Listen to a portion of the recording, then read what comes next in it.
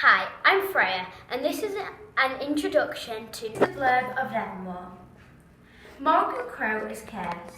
Born on an unlucky day, she is blamed for all local misfortunes, from hailstorms to heart attacks, and worst of all, the curse means that Morgan is doomed to die at midnight at eventide. But as Morgan awaits her fate, a strange and remarkable man named Jupiter North appears. Chased by black smoke hounds and shadowy hunters on horseback, he whisks her way to a secret magical city called Nevermoor.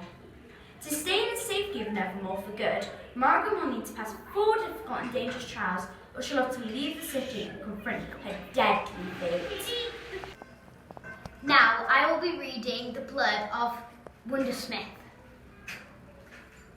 If you want to belong, you have to believe. Morgan Crow has escaped her deadly curse and joined the Wondrous Society, a place she can finally belong. But the magical city of Nevermoor isn't the safe haven Morgan imagined. Someone is poisoning her friends against her, society members are disappearing, and the evil Ezra Squall is determined to show Morgan the true nature of wonder, something that's becoming even harder to resist.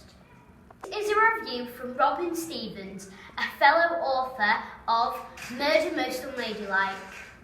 Exciting, mysterious, marvellous and magical, such a wonderful tale. Jupiter North is one of the main characters. He comes and collects Morgan from Crow Manor in the first book. Morgan Crow is one of the main characters, though she is not the only one. This is a prologue of Nevermoor. The journalists arrived before the coffin did.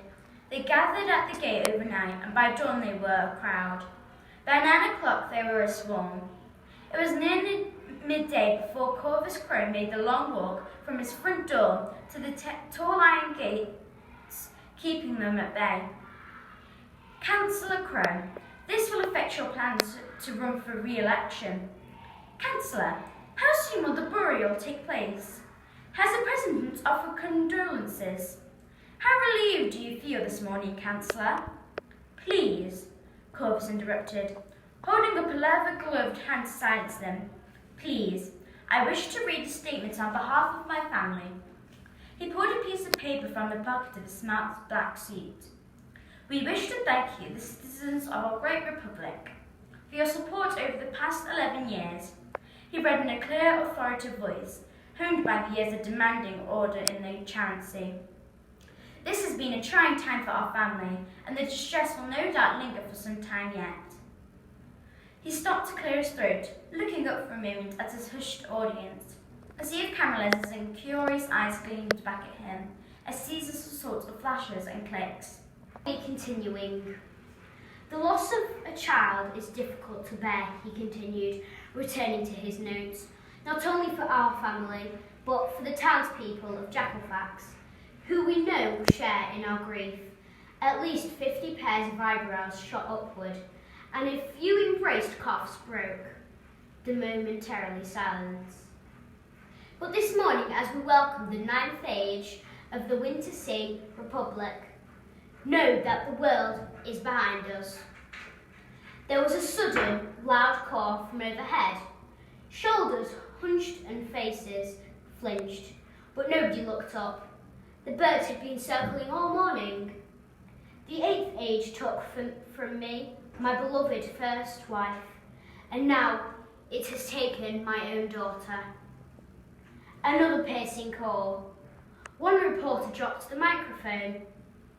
He was thrusting it at the Chancellor's face and scrambled noisily to pick it up. He turned pink and mumbled an apology, which Converse ignored. However, he continued, it has also taken with it the danger, doubt and despair that plagued her short life. My dear Morgan, he paused to grimace, is finally at peace, and so must we all be. The town of Jackalfax, indeed, the entire state of Great Wolfers, is safe again. This is nothing to fear. The murmur of uncertainty rippled through the crowd, and the onslaught of camera flashes seemed to slow.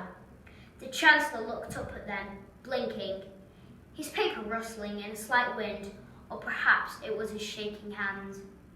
Thank you.